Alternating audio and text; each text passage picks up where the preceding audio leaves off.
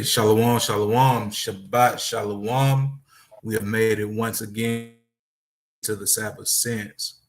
First and foremost, we would like to give all and honor to Yahweh, Bahashem, Yahweh Shai.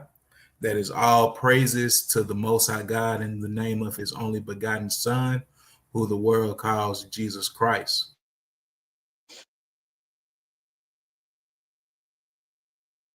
Still there? Well, Shalom, Shalom, Saints. I'm coming back to you with another Sabbath Sense. Seems like my brother here be back with you in a little while. Happy to be here for another Sabbath. I'm sure everybody happy to be on another Sabbath of rest, and those of y'all that work, I know y'all happy for another Sabbath day of rest. And about to be edified in the name of Yahweh B'Shem Yahweh Shah. And I guess look at my brother right there. He back. Khan. Just froze a little bit. Apologies, y'all. Shoot. Is my volume coming in good? Khan. Shoot, hey, when it rains, it definitely pours. But shoot, we're gonna keep on pressing forward. I would like to say, apologies for my tardiness this Sabbath, but you know, life will definitely life when it has an opportunity to life. So, hey. You always be dropping the views on this, brother Asa, man. I like that, man. I'm about to bite that. Hey, bite it. Shoot. Hey, but we are back once more to take time to go into the words of the Lord, to get edified, to figure out ways that we can get better, you know, to have some self-reflection. And that's one of the things that I'm really big on. Self-reflection to see how can we become better?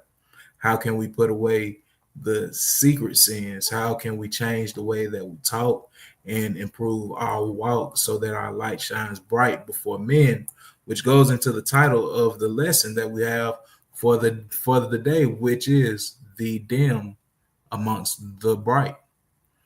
And we need to truly ask, are our lights shining as bright as they truly can?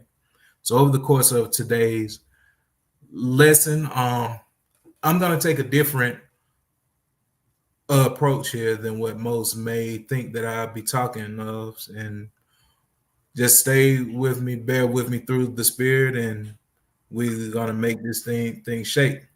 So you are here in the Sabbath Sense, and we like to preface you for a few key items that you will need for this class. First and foremost, you will need your Bible. This is the tool that you will use to cut through all the false ideologies, blasphemies, and wicked lies presented to us by this world on a daily basis. Following that, you will need something to write with and something to write on. There is no point being in any classroom setting without the proper tools to take notes so you can have things to refer back to once the class is done. Because you'll never know when you need to refer back to the dim amongst the bright to figure out, what can I do to make my light shine forth with the brightest glow that it can? And beyond this, you will need a sincere and meek spirit ready to receive the words of life. And as we do with the Sabbath Sense, we'd like to start you off with the law of the day. And our law of the day will be the book of Exodus, chapter 27, and we'll be going to verse 20.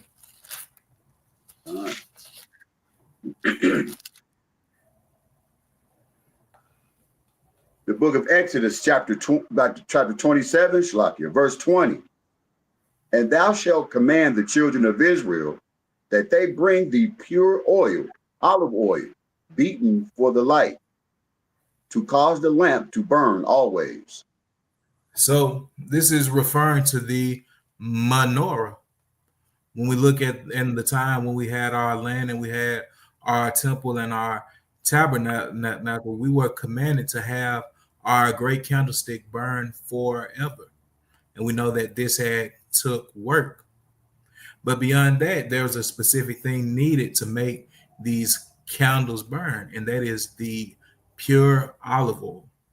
We see in that it first has to be pure. That means that it doesn't have any additives to it. You aren't mixing any coconut oil with it. You aren't mixing any vegetable oil with it. It is the pure olive oil. So to even get to do the work to keep the candle burning, you have to do the work to get the oil first. So what I wanted to do really quickly is to show a video of how oil was on a process during this time here. So I'm going to share my screen, and once again, for first saying this is fair use, fair use, fair use, fair use. Fair use. So we're gonna post that up, and we're gonna show that on the screen so we don't have any issues there. Is my screen showing good up? Con. All right, Con. Let's hit this play button.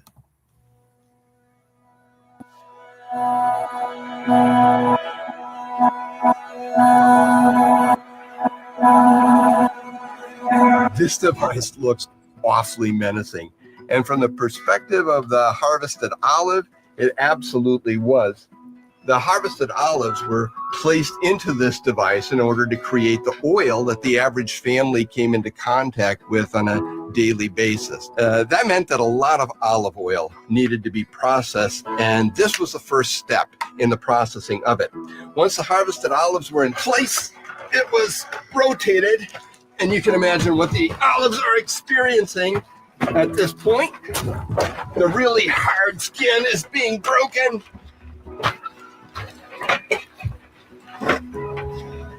That's the first step in the process, breaking the skin, and then from there on, the olive oil was pressed out for use. So we can clearly see that it took a lot of work to get olive oil back in the times of our forefathers.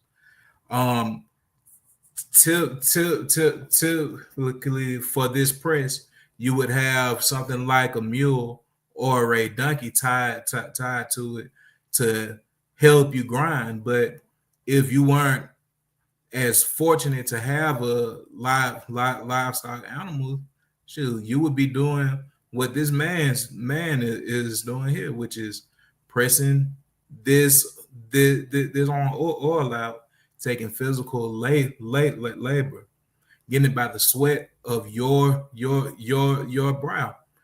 And it's something very spiritual that we see.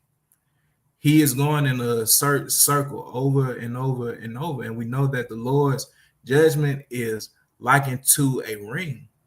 So all these things come full on a circle when it comes to letting our oil stay full so that our lamp never goes out.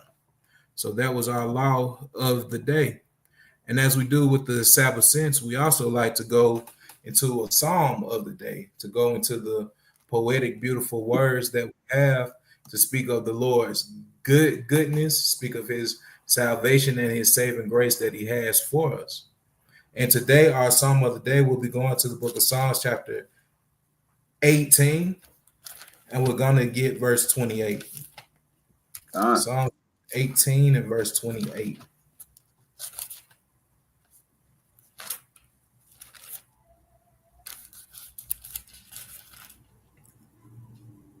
The book of Psalms, chapter 18, verse 28. For thou wilt light my candle. I can't hear, and it's probably me. Give me just a second. So like you for technical difficulties. Let me turn this speaker back on. It does that every time I play something from the YouTube. All right. Can I get a sound check out? Check it 1 2. Check it 1 2. Perfect. All right. Can you read that one more time? Psalms chapter 18 and verse 28. Con, the book of Psalms, chapter 18, verse 28. For thou wilt light my candle. The Lord my Yahweh will enlighten my darkness. So we need to be praying to the Lord to light our candle, to clear the darkness from us. And we know that the darkness can't be viewed as anything that is pleasant. There is not anything that is visible. So the darkness that we have within us is our sin. And the Lord is the only one that can get that out of us. The Lord is the only one that can search the inward parts. Drop down to verse 30. Con. As for Yahweh, his way is perfect. The word of the Lord is tried. He is a buckler to all those that trust in him. So we know that the word of the Lord is very, very perfect.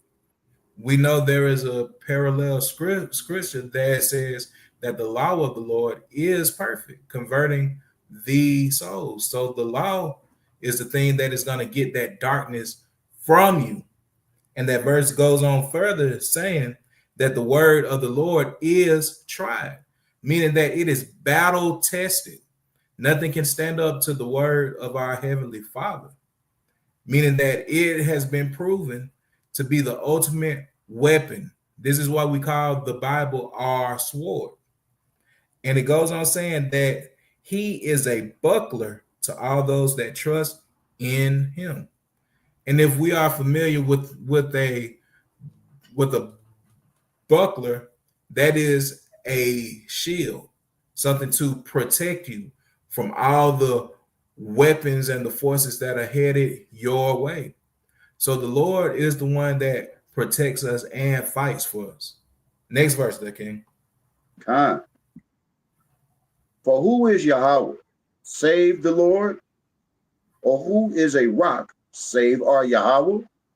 So this is pretty much saying, what other God is there besides Yahweh? What other strong force like a rock is there than our God? There is no one or nothing that compares to him. Next verse. It is Yahweh that girdeth me with strength and maketh my way perfect. So we see that the Lord is the one that makes us strong. The Lord is the one that puts us on a perfect path. The Lord is the one that protects us from all evil. Reading on there. He maketh my feet like hinds feet, and setteth me upon high, setteth me upon my high places. Shalaki Israel. So the Lord is the one that will give you those swift feet to teach the gospel, swift feet to escape from torment. And he will be the one to put you on that high place where there is security, where there is safety, where it gives you the vantage point to look out to everything that may and will come your way. Next verse. He teaches my hands to war, so that a bow of steel is broken by mine arms. Shalaki. And the Lord makes you mighty. The Lord teaches you how to fight, teaches you how to fight the good fight, teaches you how to deal with any adversary that is headed your way, and gives you strength to where a bow made of steel can be broken in your hands. There is no other force beyond Yahweh Bahashem Yahweh Shai that can do this. He is the ultimate power. He is the ultimate source. And he is the ultimate one that gives us the light that shines within us. Next verse. Thou hast also given me the shield of salvation, and thy right hand hath holden me up, and thy gentleness hath made me great. And we see that the salvation of the Lord is the thing that protects us. But we can't receive any salvation without doing what the Lord says do. It goes on further saying that through the Lord's gentleness we are made made great. He has already told us that the commandments are not grievous. He has already told us that he will put us within perfect peace. We just have to open up the avenue to let him do so. Next verse. Thou hast enlarged my steps under me, that my feet did not slip. And we know that the way to the kingdom is a narrow path.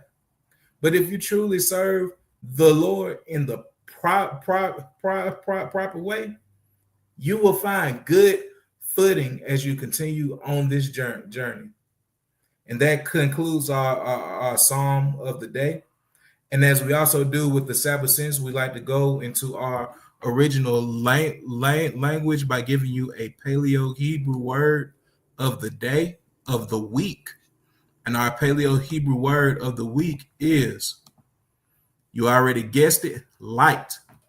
And that word is awar. Paleo Hebrew characters awara. The last two come together to form the war sound, the wa and the ra.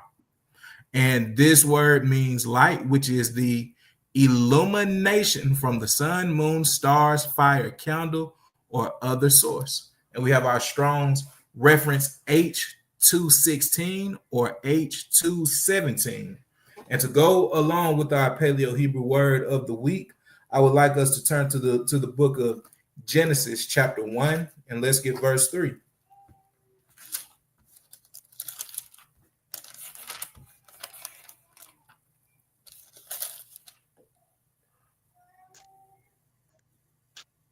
Come Israel. The book of Genesis chapter 1, verse 3. And Yahweh said, let there be light, and there was light. The Lord spoke it, and thus it was made.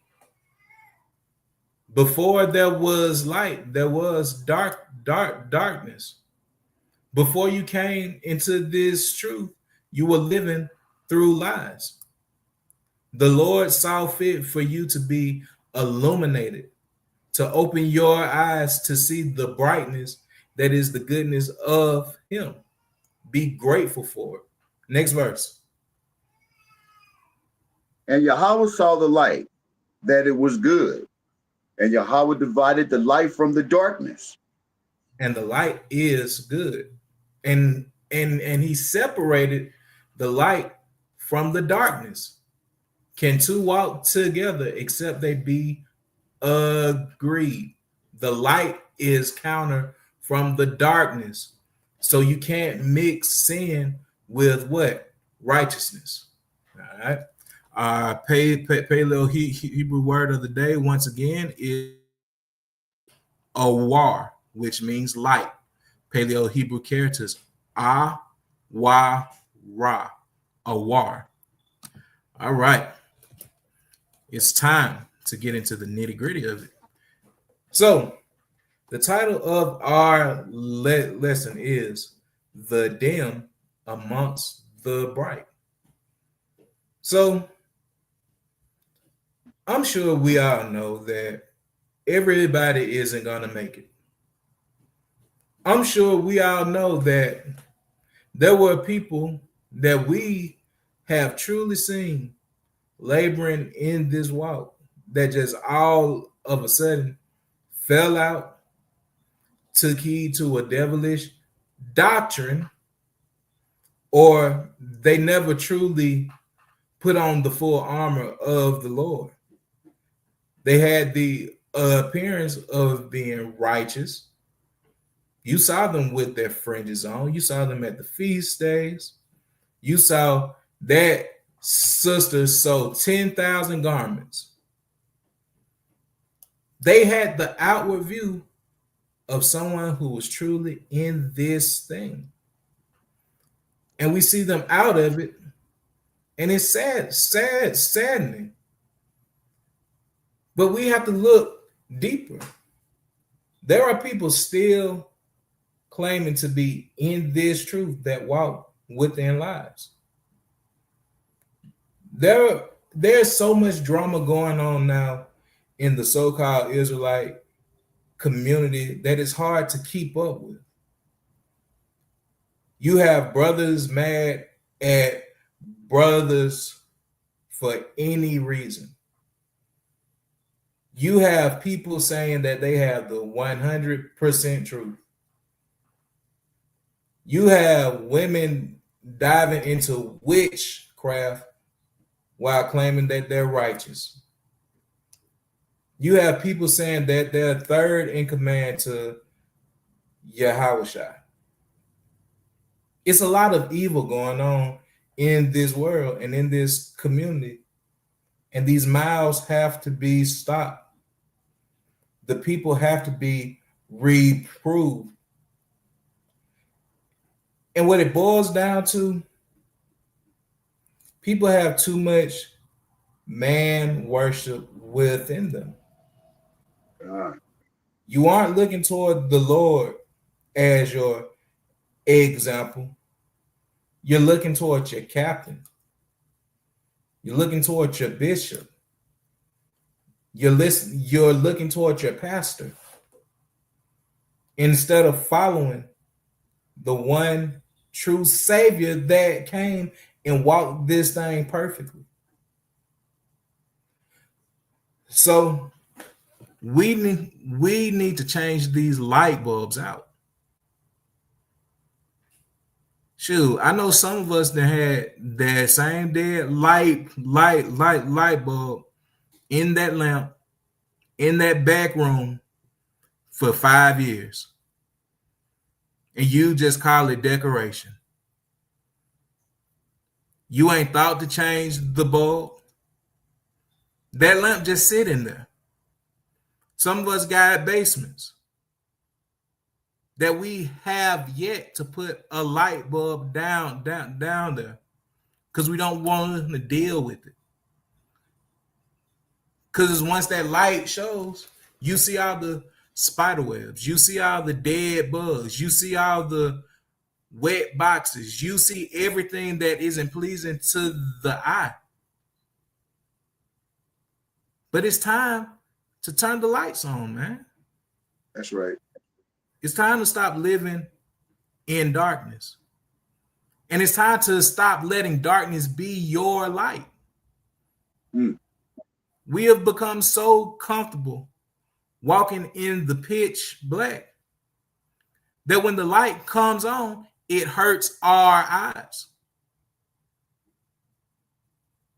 We rather fumble and stub our toe than just reaching over and turning the doggone switch on. But we are going to dive deep into these lights that are dim. Because it's sad, man. It's sad to see leaders. It's sad to see people that some of us have probably looked up to. It's sad to see brand new brothers and sisters come into this walk and just be guided wrong. It's sad to know that there are people who are curious to this walk, curious about serving the Most High God properly, but they're being turned back because they don't see anything different from the world that they're trying to leave from. So we're going to get in deep on this thing for the day. And before we start, I got my good brother joining us. I'm about to add him to the stage. Shalom to the mighty Mathanya, prisoner of Hamashiach. Shalom, King. Shalom. All praise to the Most High. All praise to the Most High, man. And that's something that we got to do more to give more praise to the Most High God. Like that didn't just became the brand new what's up, the brand new the brand new shoot, the brand new bruh. Nah, put some respect on the Lord. So Before we get into anything, and this thought just came to my mind. Let's go to the book of Sirach, chapter 43, and let's get verse 30.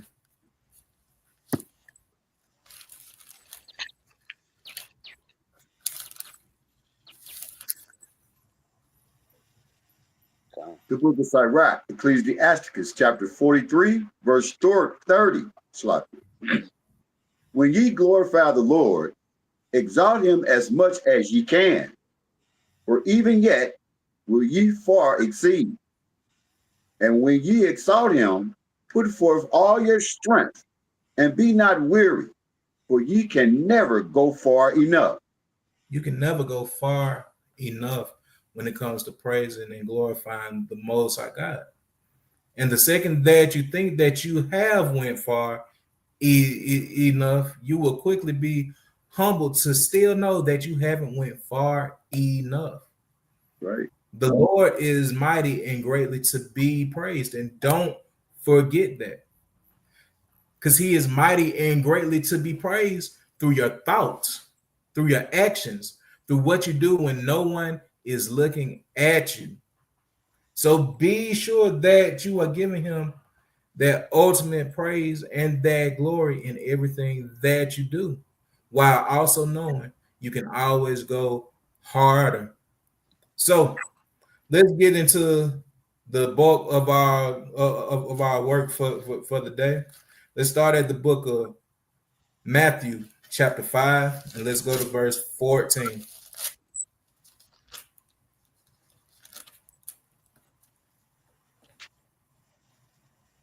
The book of Matthew, chapter 5, verse 14. Ye are the light of the world. A city that is set on a hill cannot be hid. Mm-hmm. Neither do men light a candle and put it under a bushel, but on a candlestick, and it giveth light unto all that are in the house. Uh-huh. Let your light so shine before men that they may see your good works and glorify your Father which is in heaven. So this is plainly put to us by our Lord and Savior. We are the light of the world. We are supposed to be those bulbs that are shining to get rid of the darkness. But yet, we are constantly seeing in Israel that these lights are shining forth more darkness. There's no one showing how to keep the fruits of the Spirit. No one is showing how to put on the full armor of the Lord. No one is showing true love. No one is showing true change. Everyone is trying to blend in the Lord with the world. Shoot, what I'm seeing more and more of, people aren't trying to look different. It's just some Israelite niggas out here, man, and some Israelite hoes.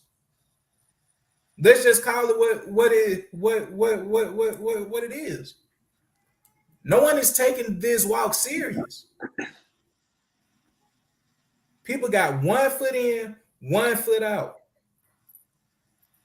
People just want to be concerned with gossip, drama, belittling. People just want to get views, garner followers, get clubhouse friends, get alms sent to them. We have forgot what the true mission is here. Teach the gospel. Be instant in season and out of season. Truly edify and admonish someone to actually change. But we worried about selling Zeeks and selling classes and taking the best picture We worry about what our friends from the world saying.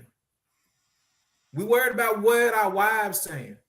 We worried about what our children got going on. And we're not concerned with the Lord. And I'm sick of it. Because all I'm seeing is folly and foolishness from the people that are supposed to be wise. I'm seeing a great darkness from people that are supposed to be the light of the world. So when we go down to verse 15, it says that lights are not supposed to be hidden. Lights are supposed to shine forth brightly. But you're putting the covering back on you because you're living in a dark way. You're full of malice, envy, pride. Everybody want to be the social media comedian. I've been seeing more brothers wish death upon more brothers than I ever have. Next, it's gonna be Israelite drill music. Where y'all talking about sliding on the ops. And y'all not talking about Esau. Y'all not talking about the doggone heathen. Y'all not talking about Satan. Y'all are talking about sliding on your brother. I'm seeing boasting and bragging about who gonna whoop who. Such and such better not come up to me. I'm seeing brothers wish death on brothers. This has to stop, man. That's right. And the light truly has to shine forth. So we have a responsibility to shine this light so that the whole house is illuminated, as it says there. But what house is this talking of? Is this talking about where you pay that $2,000 mortgage at? Or is this talking about something differently here? So what I want to do is go to the book of Ezekiel. Let us go to chapter 8, and let's take that from the top.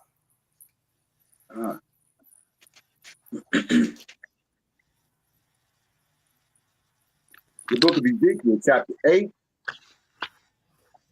verse 1. And it came to pass in the 6th year, in the 6th month, in the 5th day of the month, as I sat in mine house, and the elders of Judah sat before me, that the hand of the Lord Yahweh fell there upon me. So, first thing that we got to keep in mind here is, where is Ezekiel during this time here? The time where he has the elders of Judah before him.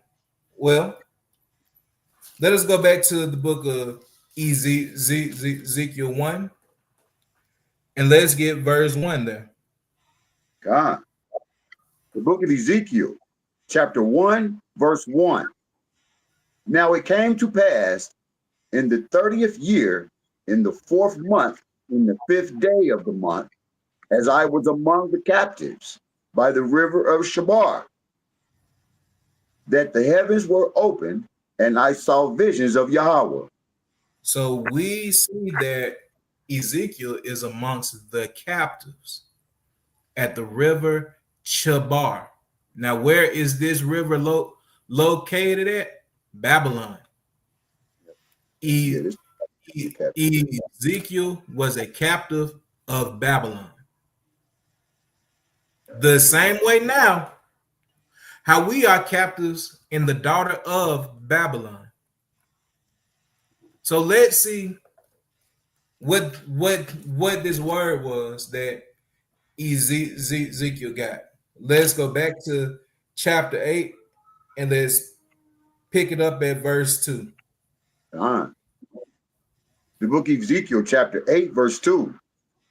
Then I beheld, and lo, a likeness as the appearance of fire, from the appearance of his loins, even downward fire, and from his loins even upward, as the appearance of brightness, as the color of amber. So what Ezekiel sees here is an angel. And we know that the angels have a spirit that is likened unto fire. And he says that his color is as of amber. Amber's brown. So we are further seeing proof that the angels are melanated. Reading on here. And he put forth the form of an hand, and took me by a lock of my head, and the spirit lifted me up between the earth and the heaven, and brought me in the visions of Yahweh to Jerusalem, to the door of the inner gate that looketh toward the north, where was the seat of the image of jealousy, which provoketh to jealousy. So we see that this angel takes Ezekiel up in a vision from where he is at in Babylon to see Jerusalem, and he is at the temple. Okay. Reading on. And behold, the glory of the Yahweh of Israel was there, according to the vision that I saw in the plain. Then said he unto me, Son of man, lift up thine eyes now the way forward the north. So I lifted up mine eyes the way forward the north, and behold, northward at the gate of the altar this image of jealousy in the entry. So there's an image of jealousy at the temple. Now, what makes the Lord jealous is when you serve other gods, when you go counter to the way that he has laid out for you. But we see that this image of jealousy is set up where? In the Lord's house. This is a big, big problem here. Read it on, King.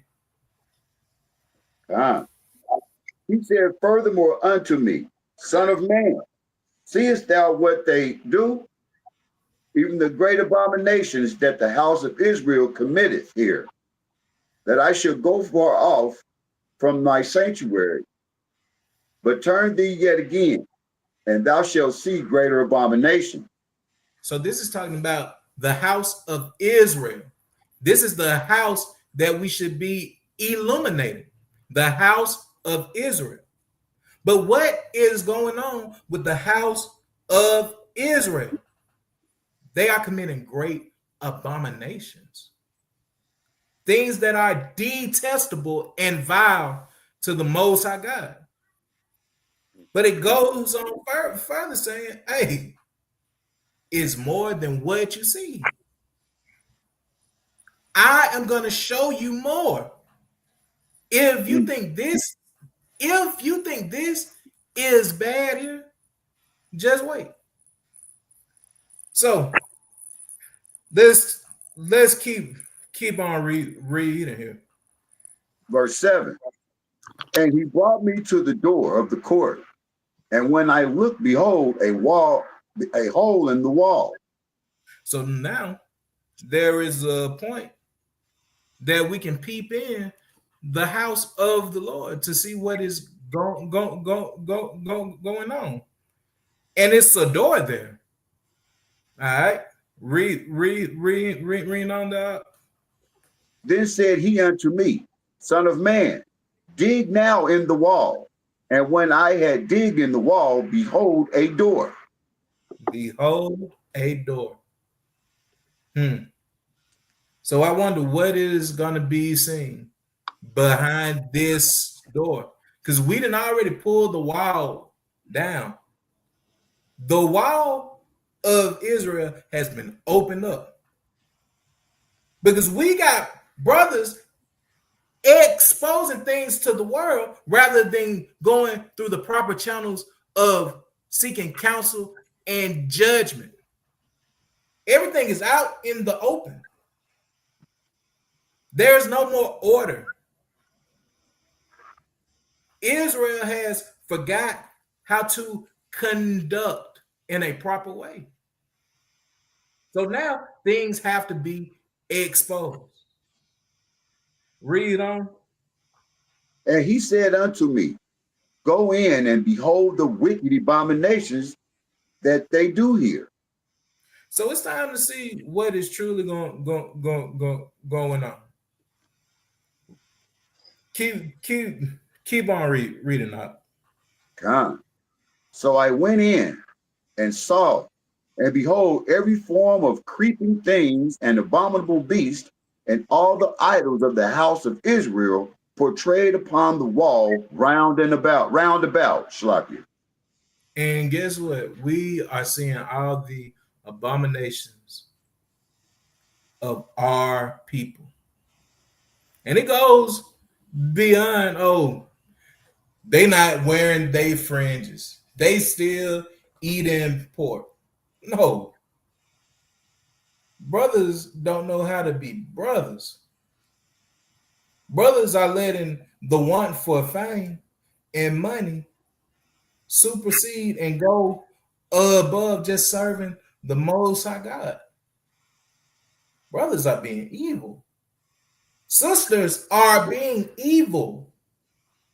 Children are being evil. The scriptures told us that menstruous women would bring forth monsters. And we are seeing it to this very day.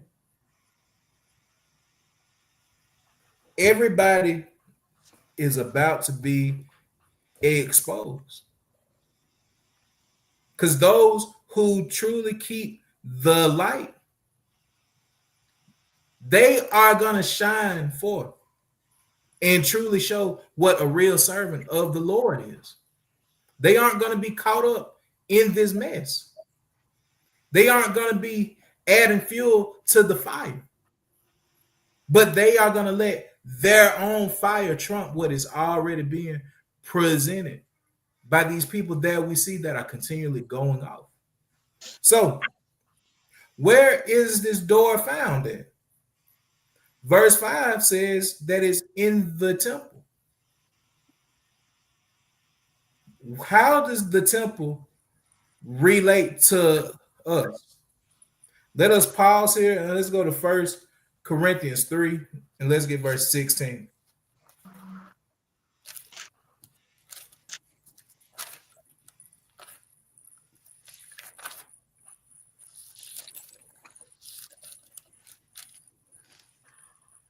The book of 1 Corinthians chapter 3, verse 16.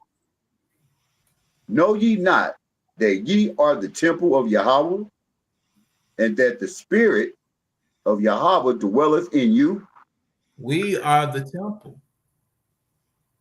The Lord is supposed to be dwelling within us. But how is he going to do that when there's nothing but abomination set up in our vessel? All you see is hatred, pride. All you see is evil. Do you really think that the Lord is going to dwell within you? He can't, because he is counter to this evil. All right. Next verse there. God. If any man defile the temple of Yahweh, him shall Yahweh destroy. For the temple of Yahweh is holy, which temple ye are. If you are defiling your own temple, the Lord is going to destroy you. Take for example the sons of Eli. When we go back to 1 Samuel, you had Hophni and you had Phinehas. They were skimming meat offer the offerings, keeping it for their own selves, being vile. But it wasn't just them doing that the Lord had a problem with. He also had a problem with their father because he was seeing it and he wasn't doing anything about it.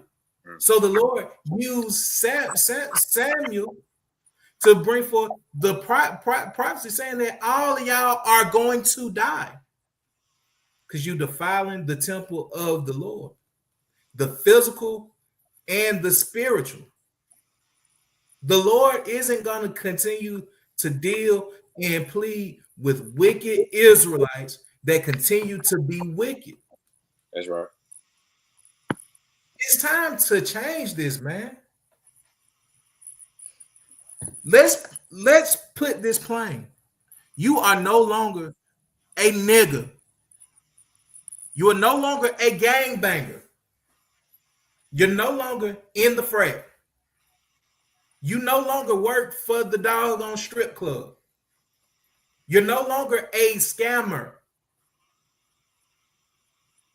You are no longer to be wicked, but the Lord calls you to be holy.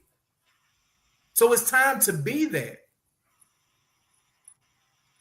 Let us jump back to Ezekiel 8.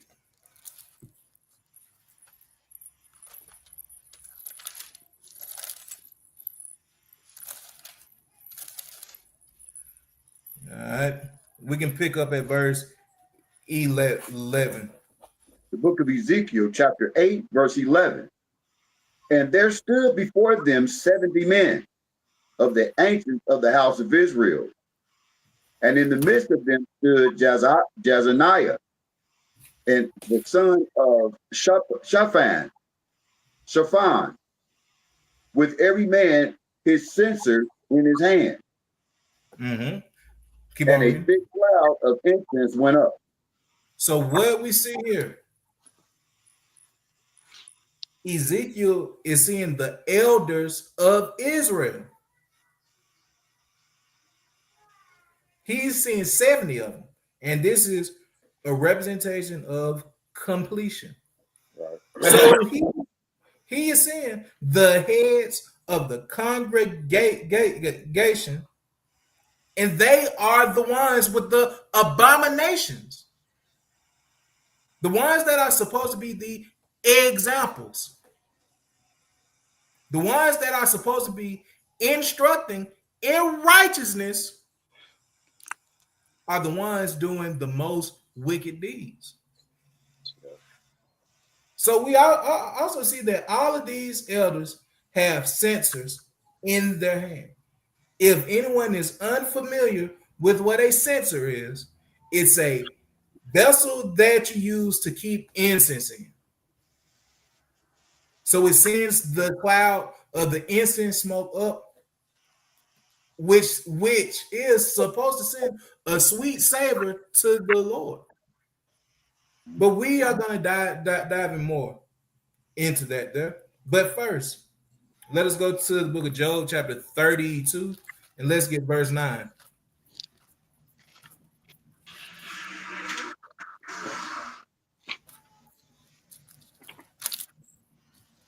Salaki for the noise, Israel. Nah, you good, King. I got it, King. Job chapter 32 and verse number 9. That's what you're looking for? Come. This is the book of Job chapter 32 and verse 9. Great men are not always wise, neither do the age understand judgment. Great men are not always wise, neither do the age understand judgment. Just because someone is viewed as mighty in the truth, just because someone is viewed as elder, bishop, captain, deacon, priest, what have you, does not mean that they're wise. Hell, let's be honest, some of these titles are self-given. Some of these titles haven't been earned. Shoot, you got the priest acting like the doggone vagabond. You got the bishop acting like the doggone grave digger. Just because someone has a status, just because someone enlarges the phylacteries of their garments, just because somebody has a following doesn't mean that they're wise. Think about how you came from the so-called church. Shoot, there was plenty of people showing up Sunday morning, paying their tithes, singing, saying, yes, preach. Man, the pastor brought it. You got the deacon standing there on the side of the pulpit with the doggone handkerchief in their hand, just going, yeah, preach. But they're not saying nothing. Shoot, but has that really changed from what we see with our leaders? All you got is a bunch of do boys and followers agreeing with every foolish thing that comes out of one of these wicked leaders' mouths.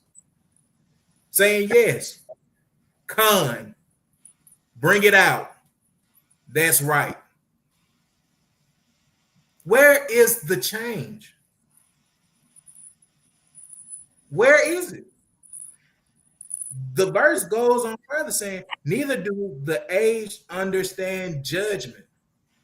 So there are many people that have been in the truth 5 years, 10 years, 15 years, 20 years. They can break down Daniel. They can give you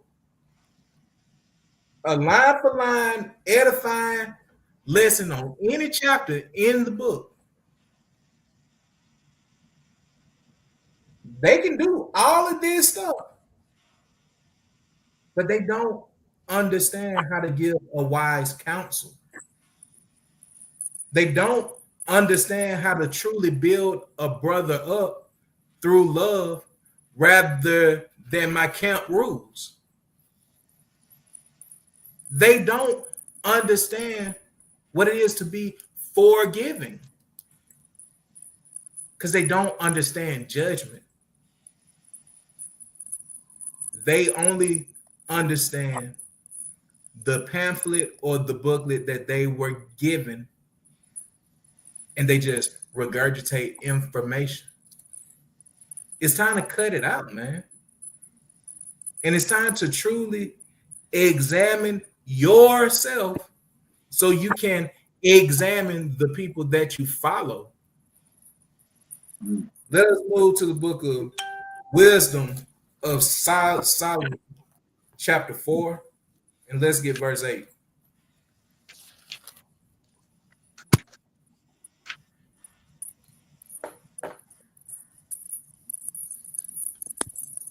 I got it.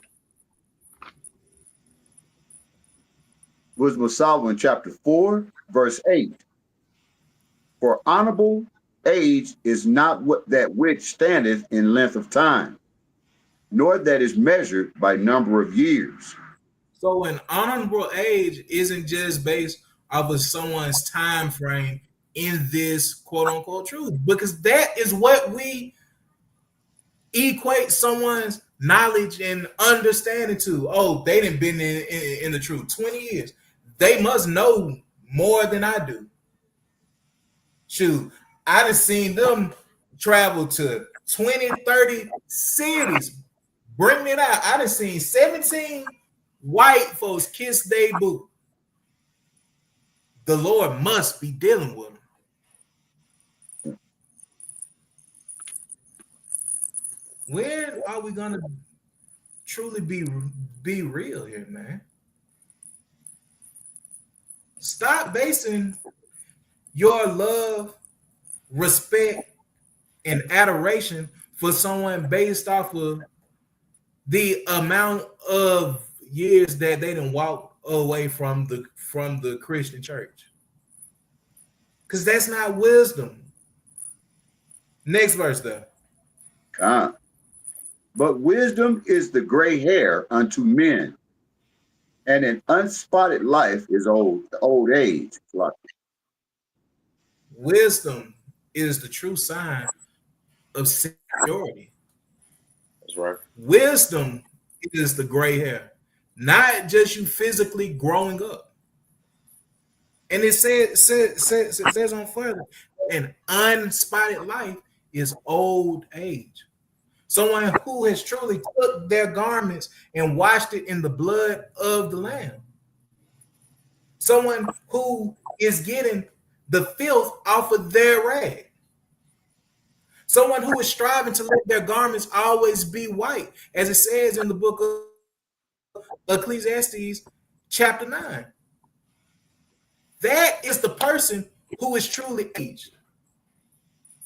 That is the person who is well equipped to instruct.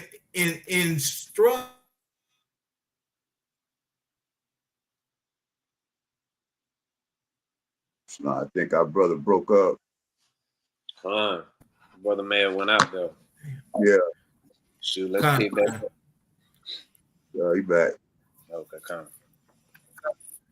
No coming in clear. Con. Con. Test 1, test 2. I'm coming in clear. Your pitch up. You all right. You all right. Testing. 1, 2, 3. Con. Coming in clear. Con. The pilot just for the technical difficulties. Shit, man. That ain't But that we are gonna keep on pressing forward. All right.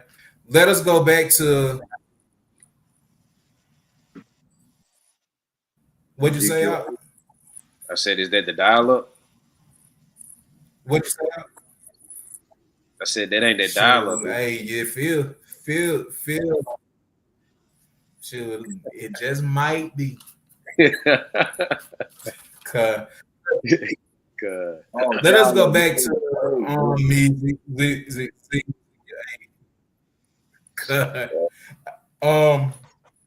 I want you to read that last part of verse 11 there after Shafan. Con.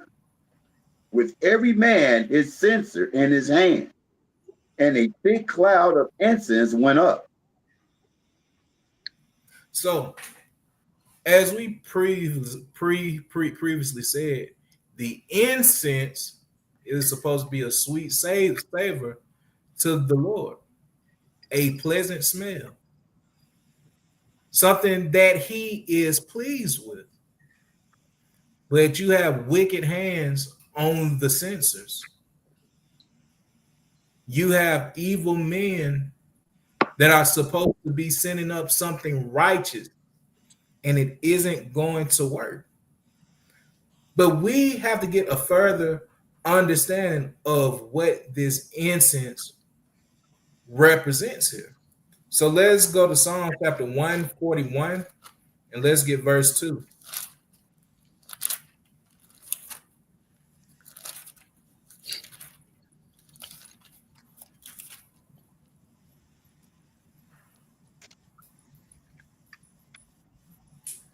Book of Psalms, chapter 141, verse 2. Set a watch, O Lord, before my mouth. Keep the door of my lips. Is that Psalms 141? I got it. Psalms 141. Yeah, verse 2. Oh, verse 2, Shalakia. I just said verse 3, Shalakia. Go ahead. Oh, good. Oh, okay, come. So this Psalms 141 and verse 2. Let my prayer be set forth before thee as incense, and the lifting up of my hands as the evening sacrifice. So your prayer should be like the incense, the sweet savor to the Lord, something that He is pleased with. That's right. So your prayers should be formed and should be shaped on things such as repentance, thanks, prayer for change, prayer for your loved ones, prayer for your brothers. These are the things that are sweet and pleasant to the Lord here. But the problem is these evil hands that are taking hold of the censer, they aren't setting up those prayers. These evil hands are only setting up prayers to wish destruction on their brothers. These evil hands that are sending up prayers, they're only asking for a bigger congregation. These evil hands that are sending up prayers are only asking for rulership, but not asking for to be made to be fit for servitude first. We have to be servants before we can ever be rulers. That's right. But pride has eaten up the best of us, man, which is really the worst of us, because we don't understand the first principles of the Lord. That's right. All we want to do is to be viewed as being righteous rather than just being righteous. It's time to change that. Because these prayers by these wicked elders are not being heard. Why? Let's go to a classic. Proverbs chapter 28 and verse 9.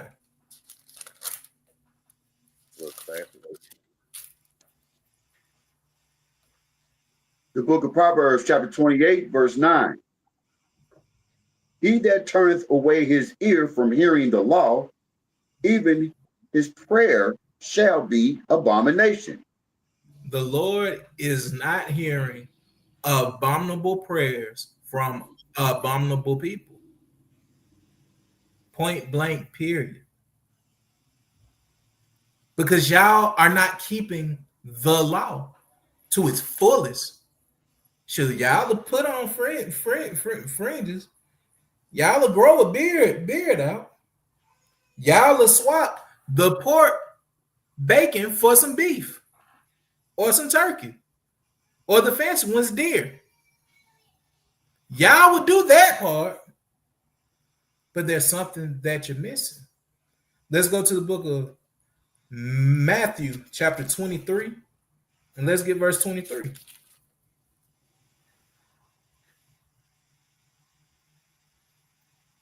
The book of Matthew, chapter 23, verse 23.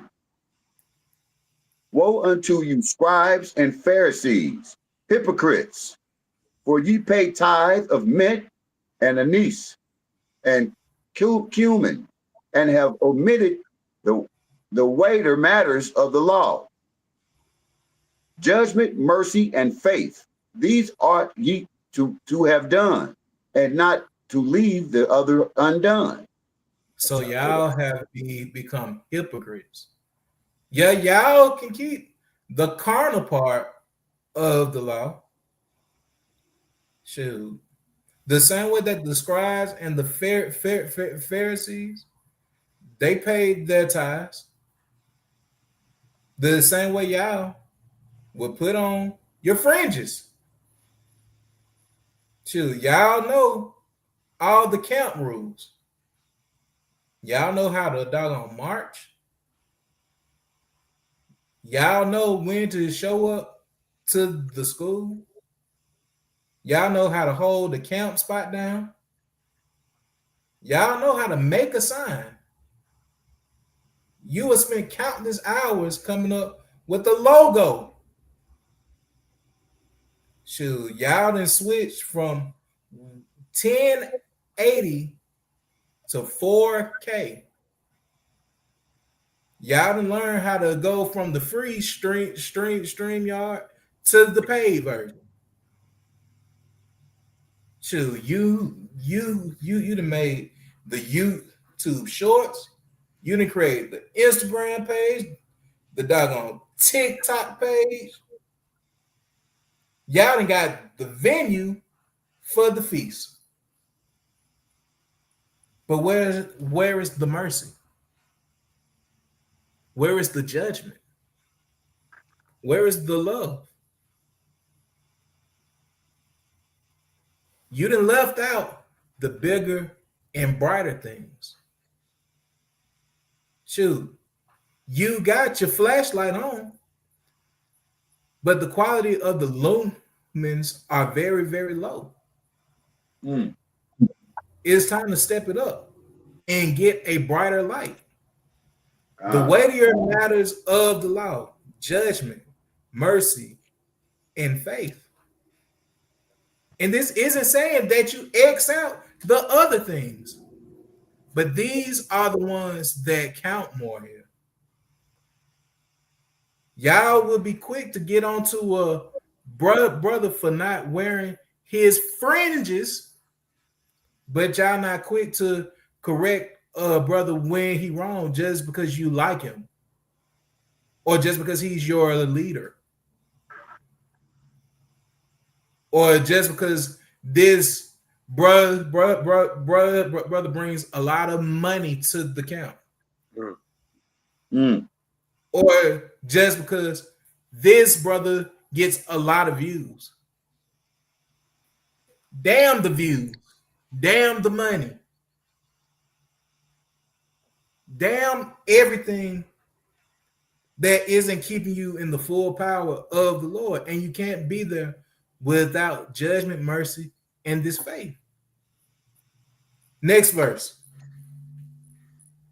God, help me out. What was I at? 24. The water.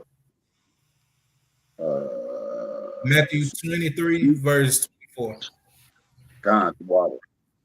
Salakia Israel. Ye blind guides, which strain at a gnat and swallow a camel. So y'all are so focused to be laser focused on this small thing, but you're not taking account of the bigger issue. Shoot, y'all will look at something that someone else doing, but you haven't looked at your own self yet. That's right. It's hypocritical, man. And it has to stop. Shoot. Brothers be so doggone technical now. Well, shoot. They will see a brother eating something that you just found out is a derivative from doggone pork. You just found out yesterday. And you see a brother eating it today. And you ready to cut his head off because you say that he's going off. You just want to have a one up.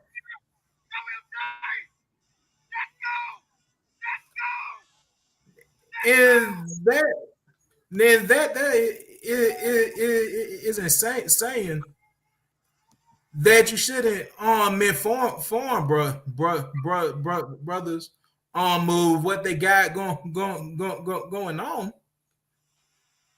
But what spirit are you doing that in? Brothers gotta change. That's Next right. verse. God. Woe unto you, scribes and Pharisees, hypocrites, for ye make clean the outside of the cup and in the and of the platter, but within they are full of extortion and excess. So it's a lot of people that got the clean outside and the dirty inside. Mm. You got the fringes, you got the garment, you got the doggone ephod chain. Shoot, you got the lion bracelet. Shoot, you got the custom spray painted Air Force Ones that's a tribe of Judah. Hey, They fresh too, huh? Hey, fresh as I don't know what. Shoot, y'all can Yahweh Ba'Shem, Yahweh Shai Barakatah with the best of them. Did you say But they had this, Air Force One spray painted? right, That was tripping off. All right. Hey man. y'all can do all of these things here. Y'all got 20 different ways to tie your head wrap, but ain't storing any type of knowledge in your brain. It has to stop. That's Next why verse. God. 20. Thou blind Pharisee, cleanse first that which is within the cup and platter, that the outside of them may be clean also. I would rather bring a brother to this walk and him change the type of person that he is before he ever put on one doggone Z. Facts. I would rather a sister learn what it is to be meek and shame face before she puts on one doggone dress. But the problem is we focus on the carnal first rather than the spiritual. The weightier matters: judgment, mercy, and faith. Next verse. Con. Woe unto you, scribes and Pharisees, hypocrites, for ye are like unto wittish sepulchres, which indeed appear beautiful outward, but are within full of dead men's bones and of all uncleanliness. So we can pretty much equate a sepulcher to a grave site. So y'all are like the whited sepulchers, clean, beautiful. Y'all done sent the master stone engraver to write the most beautiful words on the headstone. They didn't carve flowers. The grass is cut there, and it looks nice. It's a beautiful memorial. But guess what? It's full of dead men's bones. It's full of dead bodies, things that make you unclean. Hey, Salak, So don't be a gravesite. Con King. hey, what's that precept, man? I'm struggling to find it, man. Inside rec that he goes in to talk about that, one that knows a little and keepeth the commandments of God is better than, roughly paraphrasing. Yeah, And I know what you talking about. Yeah, I couldn't find it. I thought it was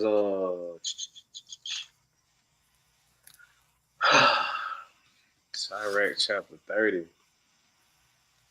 Yeah, I think it's in the 30s too. I'll try to find it while you teach, King. Con King. What is it in 19? Sorry, 19 and verse 24. Yeah, let's read that. God, the book of Sirach, Ecclesiasticus, chapter 19, verse 24. He that hath small understanding and feareth Yahweh is better than one that hath much wisdom and transgresses the law of the Most High. See that?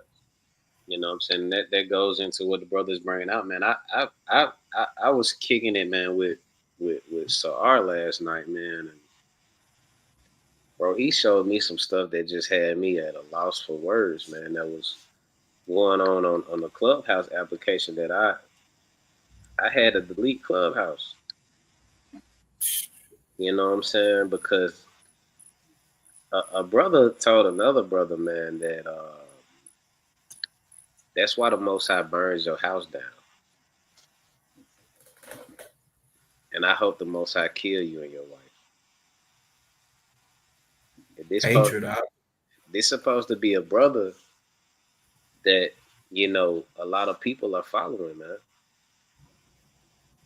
You know what I'm saying? This supposed to be a brother that a lot of people are following, and I wouldn't even say a lot of people, but people are following. Man, he's become a leader. You know what I'm saying, of his own congregation at this point, man. But you know that's the type of stuff that's going on in the community, man, and it's really. I was telling a brother the other day, man, if this wasn't, our culture, our heritage, this is who we are. If this was like a club or a fraternity, shoot, I couldn't even be a part of nothing like this, man. Nah, Because Out of the it's embarrassing, man. I got a question. Slack your brother. Oh, my bad, my thing. No, you good, bro. I was just gonna ask y'all with a precept about the brother that if he hates you in his heart, he's a murderer. That's his Deuteronomy? That's First I was John. just saying that. I was just bringing that out because of what you just said. That's all. Yeah, we can get that too. Let's grab it real quick. First John. Oh, it's First John. I don't know why I thought that was in Deuteronomy.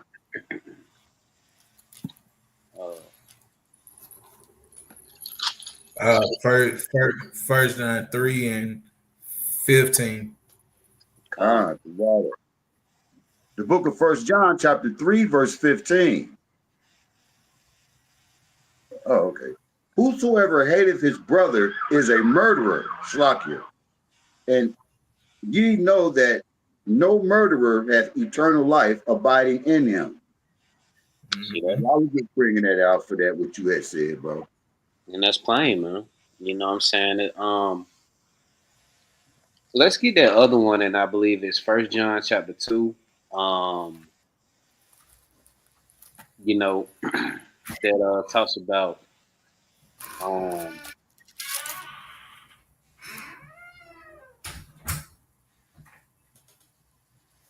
basically talks about let me find it real quick. That talks about, I believe it's First John chapter. How can basically going on roughly paraphrasing damn, First John 2 and verse 11. Shoot, actually start at verse on 9. God. The book of First John, chapter 2, verse 9. He that saith he is in the light and hateth his brother is in darkness even until now. If you say that you are in this truth, in this light, and you got hate for your brother, you are still living in the darkness. Next verse. He that loveth his brother abideth in the light, and there is none occasion of stumbling in him. If you truly have love for your brother, which is keeping the second greatest commandment, you will not stumble, and the Lord will set your feet in a sturdy place. Next verse.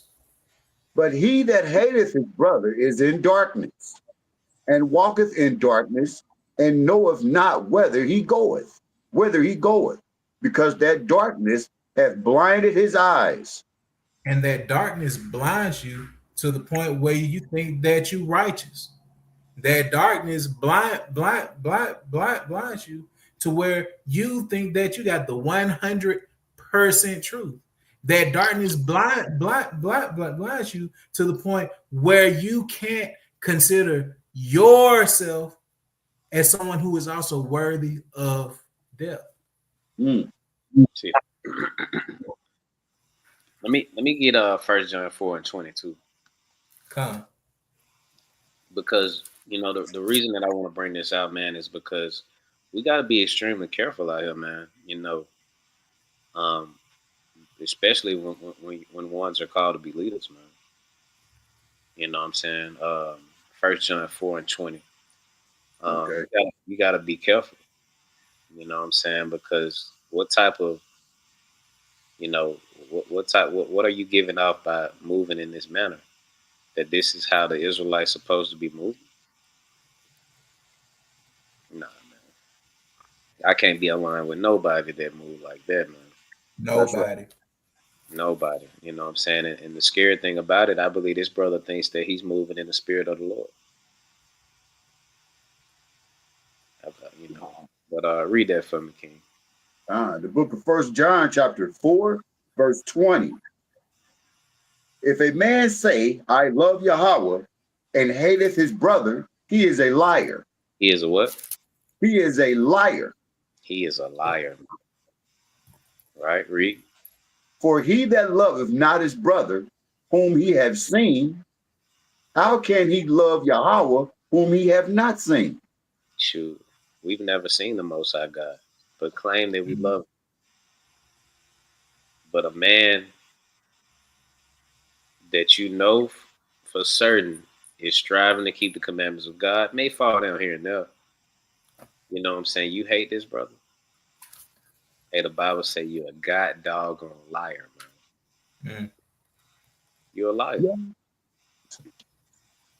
You know, but I yield with that, King.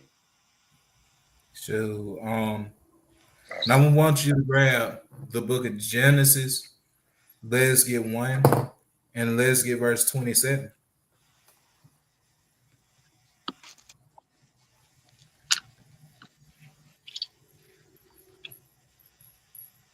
The book of Genesis, chapter 1, verse 27.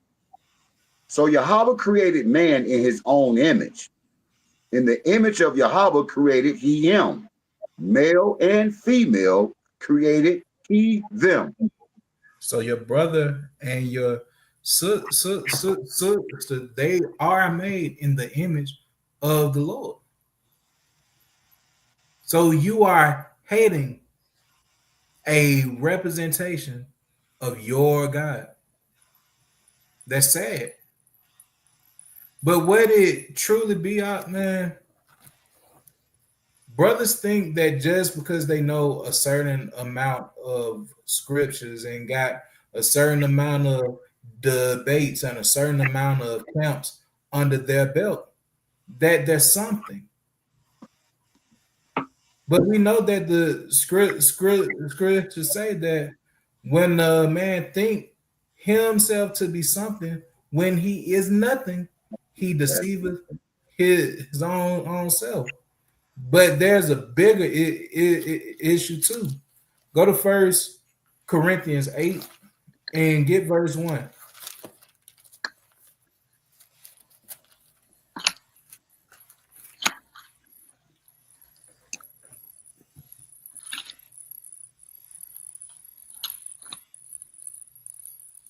The book of 1 Corinthians, chapter 8, verse 1. Now as touching things offered unto idols, we know that we all have knowledge. Knowledge puffeth up, but charity edifieth. And that's the big part that I want to get from that verse. Knowledge puffs you up. Knowledge can be leaven to people who are foolish. It'll puff you up to have you think that you know more than the next man. It'll puff you up to think that you can give out judgments. But we all read saw when we read Sirach chapter 19 and verse 24 that the better man is the one that has small understanding coupled with the fear of the Lord. But it closes out in verse 1 saying, charity edifieth. Charity is love. Charity is compassion. Charity is brotherhood. Charity is sisterhood. Charity is your light shining. All right. Let's go back to Ezekiel 8 and let's get verse 12. The book of Ezekiel, chapter 8, verse 12. Then said he unto me, Son of man, hast thou seen what the ancients of the house of Israel do in the dark? Even man in the chambers of its imaginary. Is that right? Imaginary. Imagery. Imagery. For they say the Lord seeth us not. The Lord has forsaken the earth. And all things that are done in the dark, they will definitely come to the light. That's right. And it's a very foolish thing for you to think that the Lord doesn't see everything that you do. The Lord doesn't see everything that you think. You would be a fool to think that the Lord does not know you. The Lord knows when you are being secretly wicked, when you're checking the doggone views and doing a comparison to the next man, when you shouldn't be doing that anyway, because it's not about you. That's right. It's not about me. It's about the Lord. It's about putting on for his name. It isn't about increasing your name. Your name doesn't matter. That's right. You don't matter. Take it from King David. This man was a king, and he said, I am but a worm and a no man. That's right. That's right. But you think that you're something because you have a self-given title, or that you got your title from another man that gave himself a title.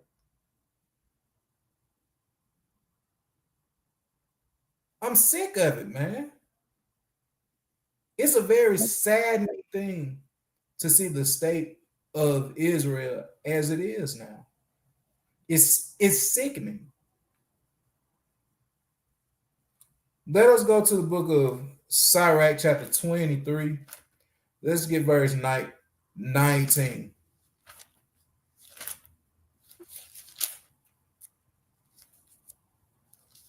The book of Sirach, Ecclesiastes. You ready? I don't want. Come. The book of Sirach, Ecclesiastes, chapter 23, verse 19. Too, hey, so like it too, though. I'm not an one. I am a servant, just like my brother is a servant, just like any other person teaching this word is a servant. Don't let titles puff you up. Just because someone calls you Adawan, just because someone calls you elder, just because someone calls you captain, deacon, priest, none of this matters. Are you a servant of the Lord? That is the thing that truly matters. Because there were many priests that got destroyed. There were many captains that got destroyed. There were many pastors, bishops, deacons, elders, soldiers, generals, sergeants, scribes, Pharisees that have been destroyed. Princes, princesses, captains of the doggone guard that have been destroyed. Stop letting titles and words of adoration get to your head. Because it doesn't matter. Are you truly serving the Most High God? Yes or no? Come on, bring it out.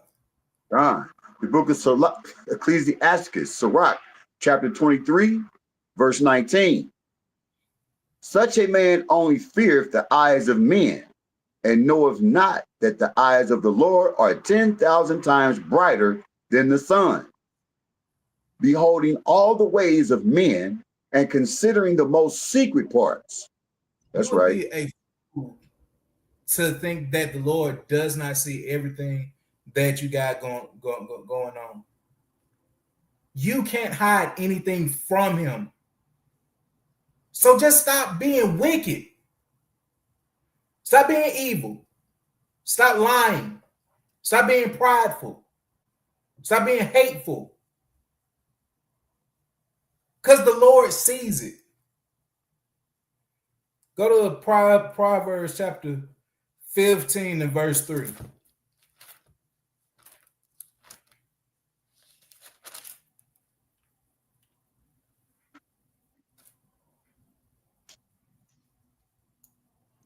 Here I come in, right here. The book of Proverbs, chapter 15, verse 3. The eyes of the Lord are in every place, beholding the evil and the good. The eyes of the Lord see everything. So you might want to get right. We all need to have the mindset that at every moment of our lives, there's a 20-foot angel staring right at us with a book, writing every single thing that you do, sending it as a direct message to the Lord. It ain't sitting in his spam email. This message can't get lost. This isn't the U.S. Postal Service where it takes 2 to 4 days. And he doesn't take breaks for holidays. Everything that you do, everything that you think, every word that comes from your mouth is being sent directly to the Lord. That's it. And you also need to have the mindset that this same angel with that same book, with that same diamond tip pen, has a flaming sword ready to cut you down if the Lord gives the word. If that doesn't put fear into you, I don't know what will. This is a battle that you can't win. You are not your forefather, Jacob, that wrestled with an angel. You don't stand a chance. You don't stand one chance. So start acting like you truly fear the Lord, so that you can truly fear the Lord. God. All right. So the fact that men like this here believe that the Lord doesn't see everything is because they aren't considering the true power that he has. Let us go to the book of Sirach, chapter 32, and let's get verse 18.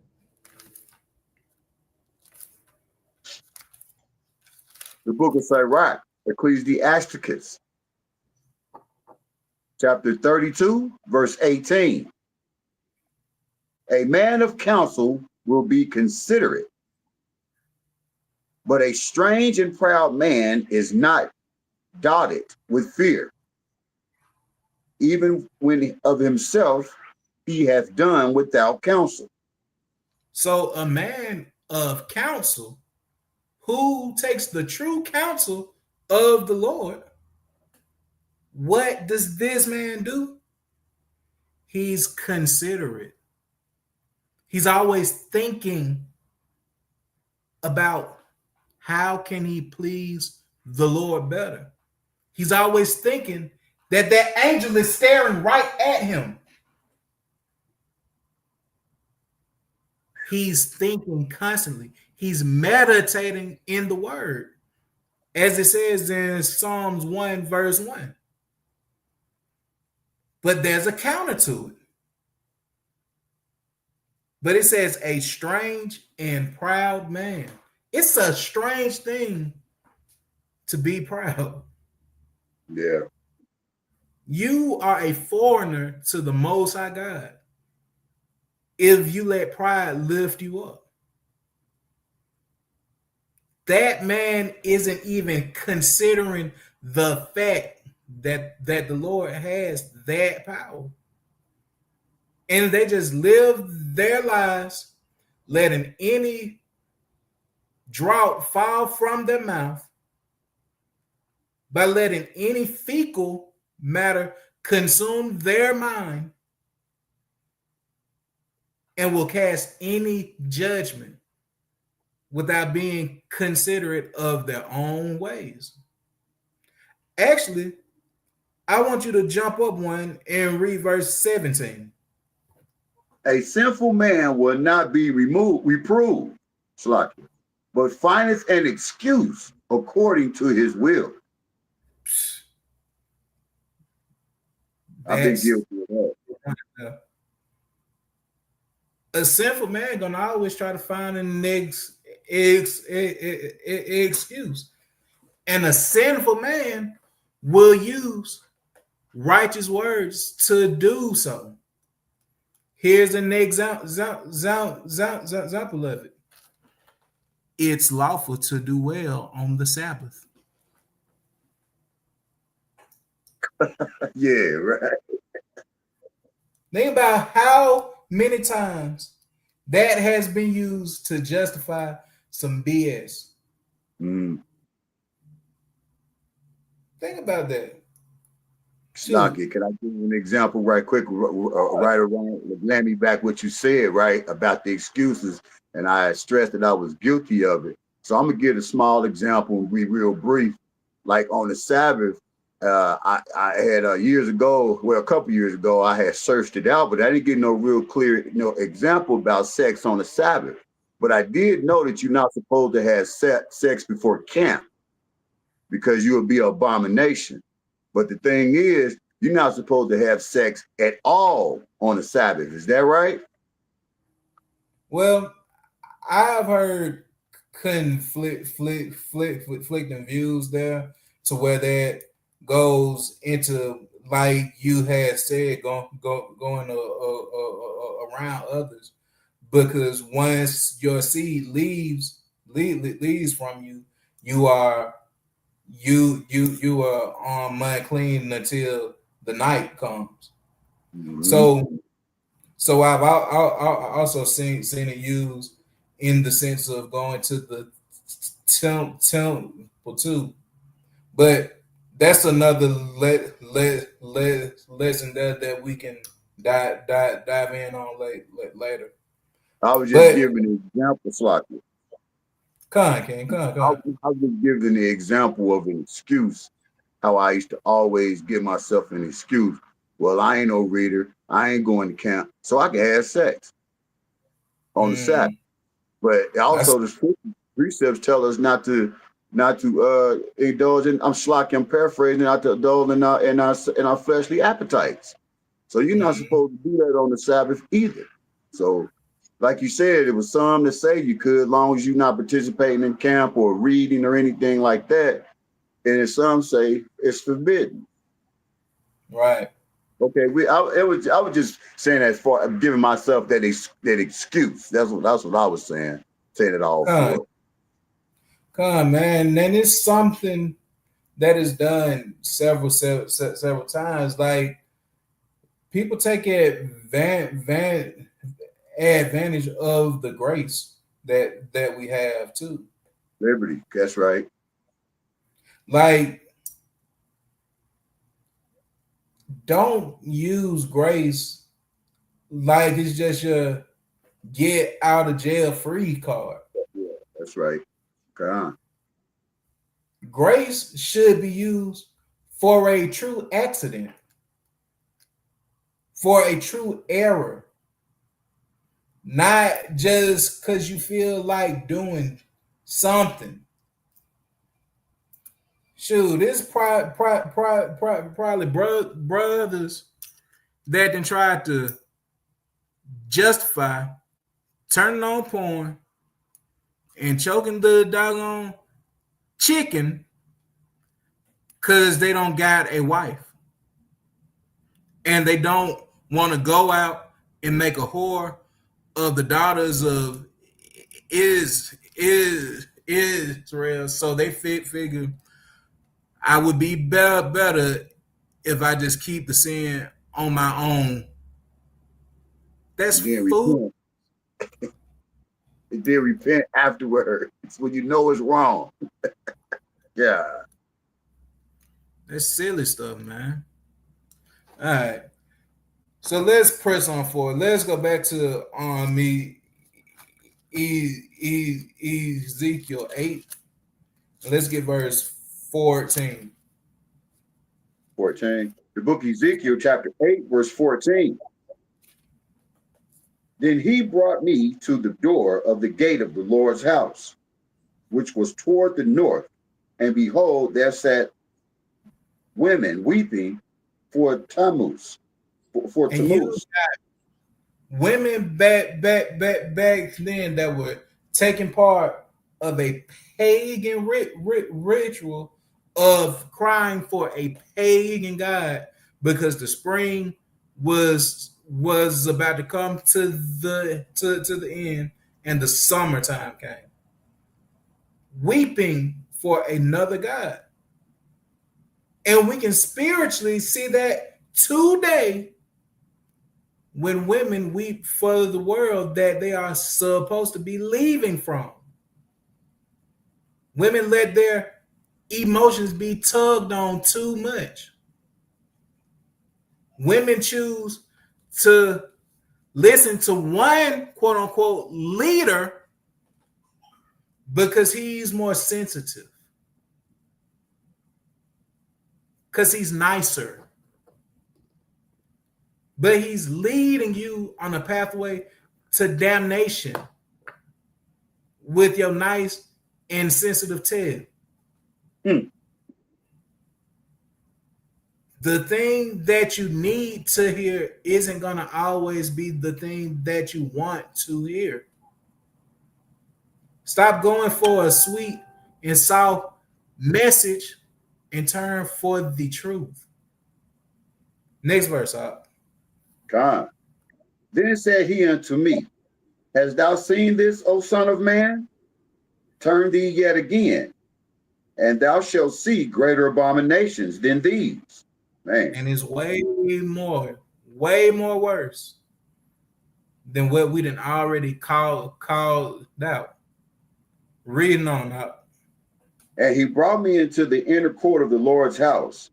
And behold, at the door of the temple of the Lord, between the porch and the altar, were about 5 and 25 and 20 men, 5 and 20 men, with their backs toward the temple of the Lord, and their faces toward the east. And they worshiped the sun toward the east. So now you got brothers turning their back on the temple, turning their back on the service of the Lord. And they even think that they are looking farther on. Now, there's a tradition that we have where we face the east when we pray. But here's the wicked side of it. You didn't went past the custom, and now you are serving another God. Turned your back on the servitude of the Lord, thinking that you're going deeper. Think about how many brothers and sisters that just think they got the Solomonic wisdom. They got the metaphysics. They in the Kundalini. They in the chakras and all that mess. Because they too deep, They got the book of Enoch, They got Jasher, They got books that we don't even know about, because they wiser. They didn't turn fully vegan now. Hey, but shout out to my brother Yakub though. He is a vegan that kept the Passover and ate the lamb. There's nothing wrong with you setting certain dietary limitations for your own self, but you better still keep the law. That's You right. better still be righteous still. And I saw that brother going to town on the lamb. But you got too many people that think they didn't just got deeper. And that deepness causes you to be in more darkness. Mm. Think about dirt. The deeper you dig, the darker it gets. That's Think right. about water. The deeper you go, the darker it is. The more pressure that it has. So stop thinking that you done just got too doggone deep. Knowledge puffers up. So now you 1 foot in serving the Lord, and you got another foot in serving your wicked appetite to know more than the next man. And that stuff just be based in pride. Because you don't like something that you done seen, or, and it's sad to say this, but a lot of folks been camp hurt. But this goes back to the dim lights of leadership. It's time to change that. Because the scriptures say to not offend the little ones. But the problem is the little ones stray from the truth and think that they're great ones, and the cycle of evil continues on. Let us go to James chapter 1 and verse 8.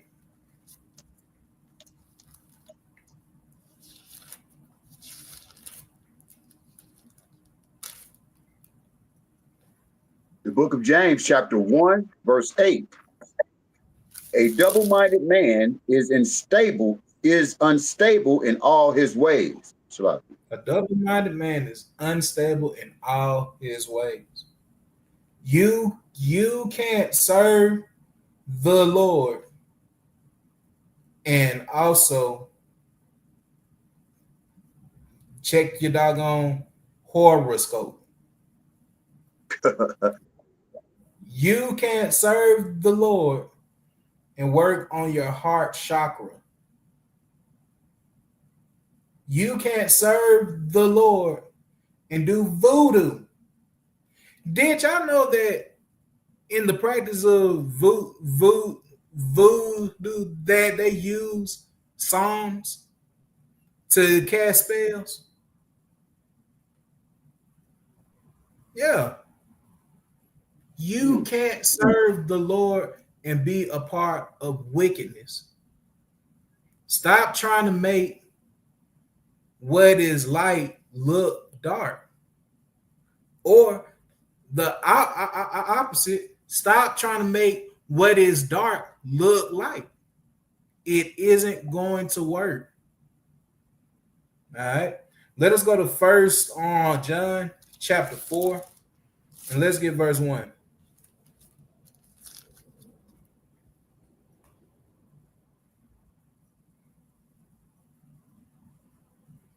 Come on.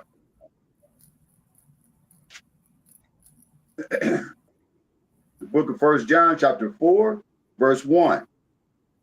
Beloved, believe not every spirit, But try the spirits, whether they are of Yahweh, because many false prophets are gone out into the world.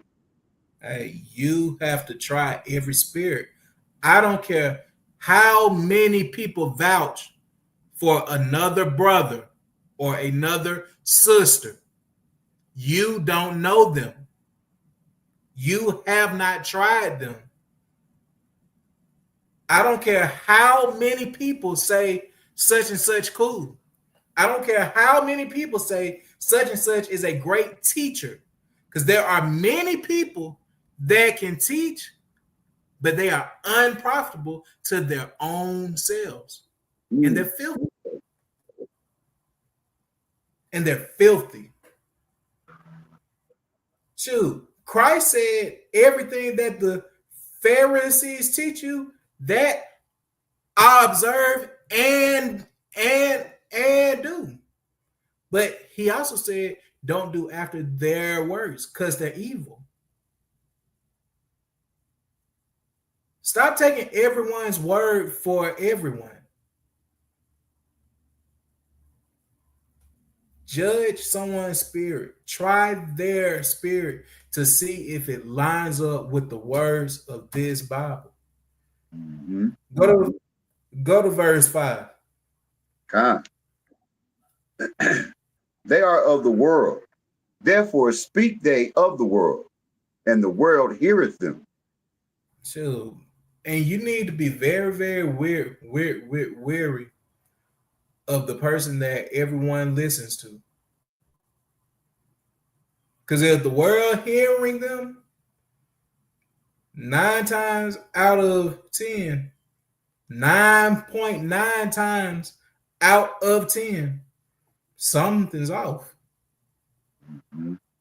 Something is all the way off. Go to verse 6. Ye are of Yahweh. No, Slakia. We are of Yahweh. He that knoweth Yahweh heareth us. He that is not of Yahweh heareth not us. Hereby know ye the spirit of truth and the spirit of error.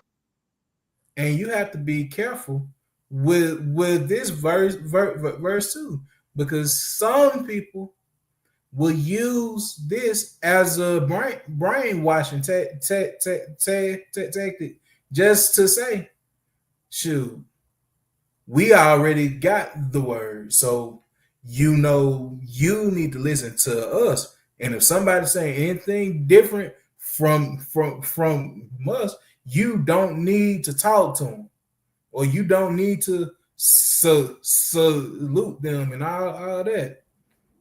No, you tried the spirit by the spirit. But you need to be vested and rooted in this word your own self too. That's right. Let's go back to Ezekiel 8. I think we're on verse 17. Mm-hmm.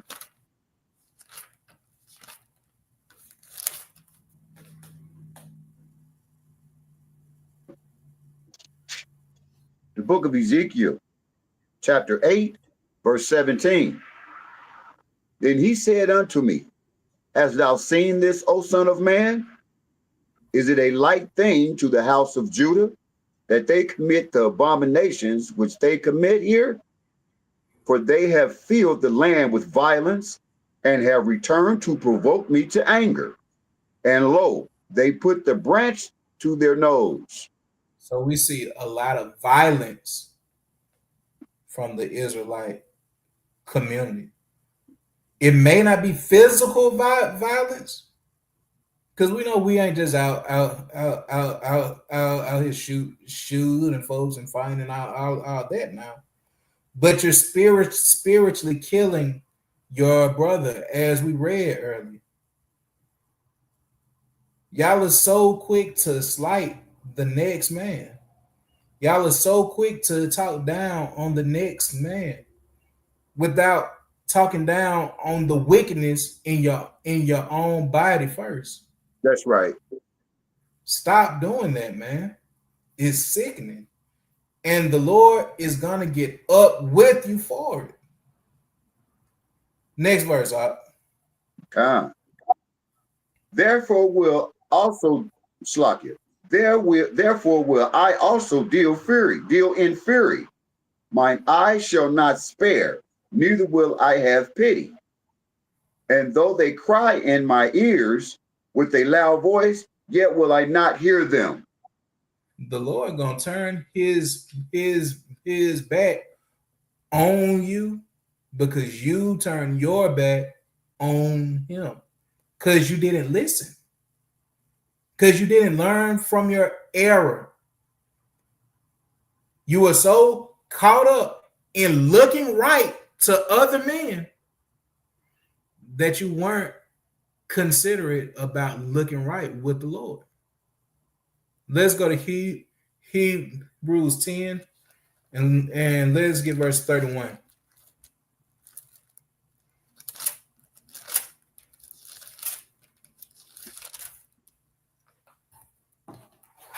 The book of Hebrews, chapter 10, verse 31.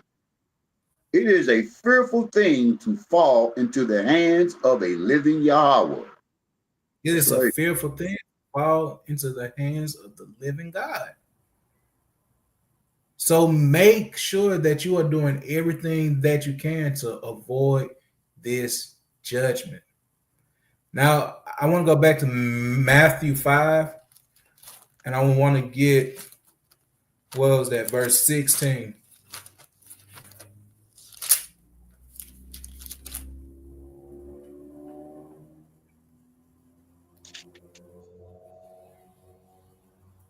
The book of Matthew, chapter 5, verse 15.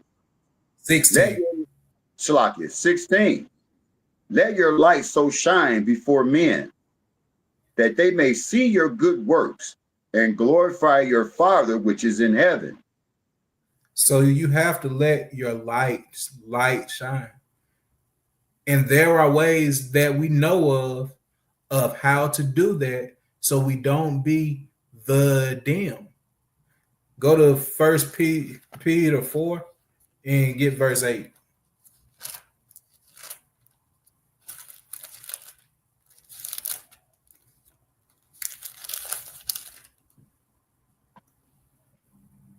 The book of First Peter, chapter 4, verse 8. And above all things, have fervent charity among yourselves, for charity shall cover the multitude of sins. Charity is love. Charity isn't just you dropping off clothes to the thrift store. Charity isn't just buying someone lunch. Charity isn't just holding a door for someone. Charity is love. And it tells us love covers a multitude of sins. And we know that the love of God is that you keep his commandments. And you got to keep the weightier matters of the commandments, which we read earlier in the book of Matthew chapter 23, verse 23, which is mercy, judgment, and faith. Go to Jeremiah chapter 29 and get verse 4.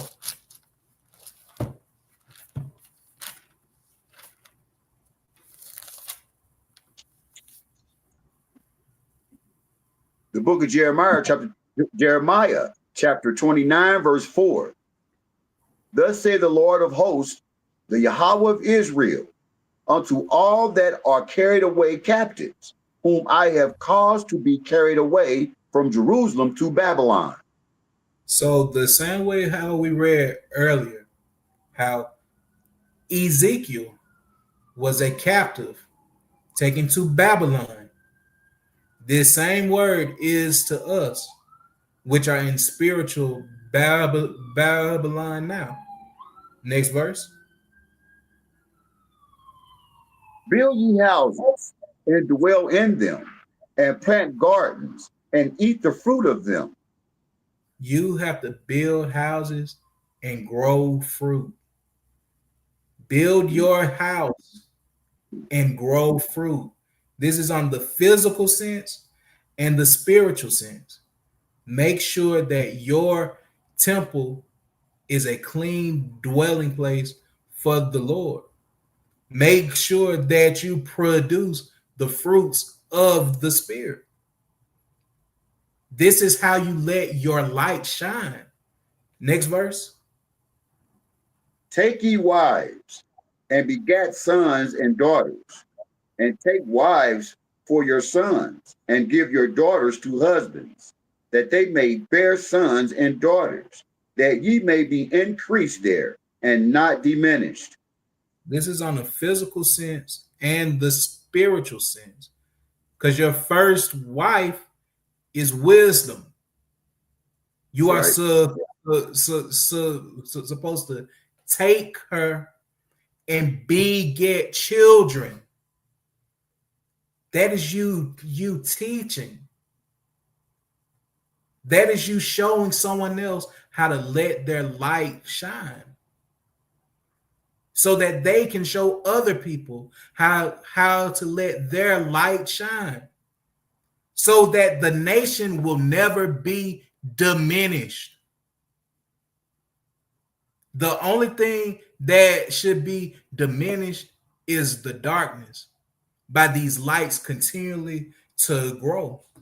Next verse. Con. And seek the peace of the city, whither I have caused you to be carried away captives, and pray unto the Lord for it. For in the peace thereof shall ye have peace. This is on the physical and the spiritual as well.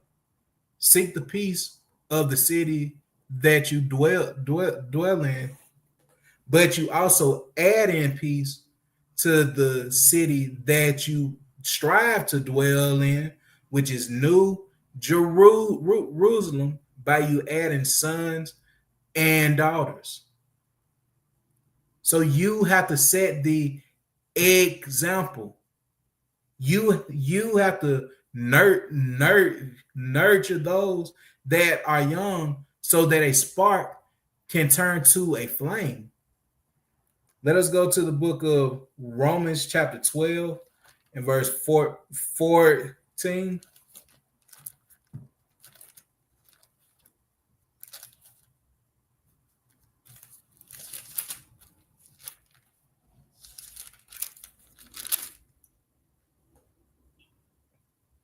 The book of Romans chapter 12, verse 14. Bless them which persecute you. Bless and curse not.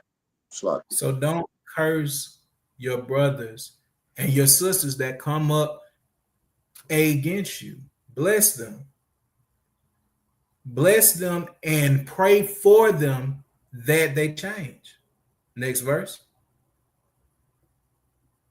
Rejoicing in hope, patient in tribulation, continuing instant in prayer. You at verse 15. Oh, Shalakia. I was trying to, Shalakia. Rejoice with them that do rejoice, and weep with them that weep. Joy with the people that are at joy, and mourn with those who are mourning. This is another way that you shine your light. You are not a hater. And I hear Christian pastors always saying that y'all got haters that just want to keep you down and don't let the haters get to you and this and that. No, forget that. Stop being a hater of your brother. When you see another brother being lifted up, be there for that brother. That's right. Congratulate him. But on the opposite side, when you see your brother mourning, be there for him. Next verse. Be of the same mind, one toward another. Mind not high things, but condescend. Is that right? Con. to men, condescend to men of low estate. Be not wise in your own conceits. And you become of the same mind one to another when you truly have brotherly love. And it goes on saying to not mind the high things. Well, this brother kept the feast day one day after me. So what? So what? Stop minding the high things and just be glad that your brother is striving to do the right thing. And it says to condescend to men of low state. So you meet someone at the level that they are on and you bring them up. Stop trying to son everybody. Be a servant rather than a leader. All right. Go to verse 17. Okay. Recompense to no man evil for evil. Provide things honest in the sight of all men. And this is a big problem for many of us. We want our lick back. We ain't gonna let nobody disrespect us. Because back in the world, I would have killed the nigga for saying this and doing that. Let that worldly mess go. The fact that you even said back in the world, I would have did XYZ shows that you are still thinking of the world. When the scriptures tell us to come out of her, my people. If you claim to be the people of God, of the house of Israel, it's time to let that worldly mess go, man. And it says, provide things honest in the sight of all men.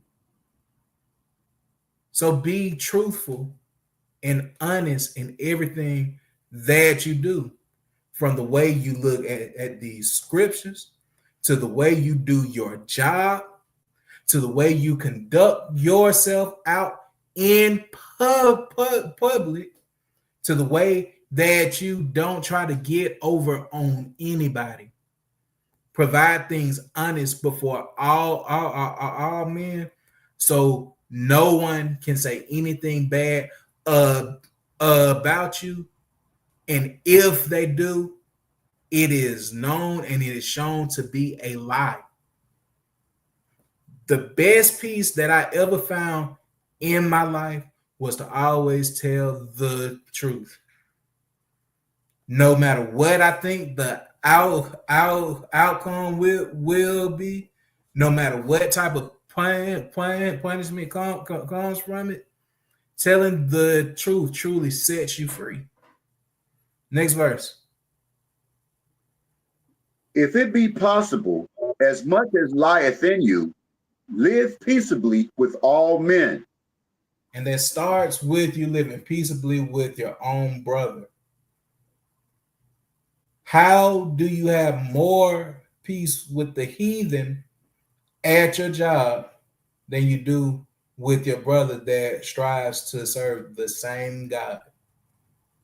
Examine that and change that.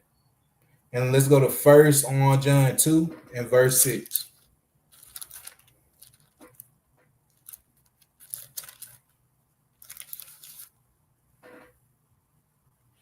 The book of 1 John, chapter 2, verse 6. He that saith he abideth in him ought himself also so to walk even as he walked. So you got to walk like Christ. And if you don't know how Christ walked, it's time to read. It's time to study. Hey, and that is when class is truly in session. So I hope that everyone takes heed to these words, and I pray that I take heed to these words. Because the worst thing is to be a hypocrite. That's right. So strive to do better. Strive to let that light shine brighter than it ever has before, and do the work to keep the oil flowing in it so that it never goes out. And to close, let's go to the book of Numbers, chapter 6, and let's get verse 24.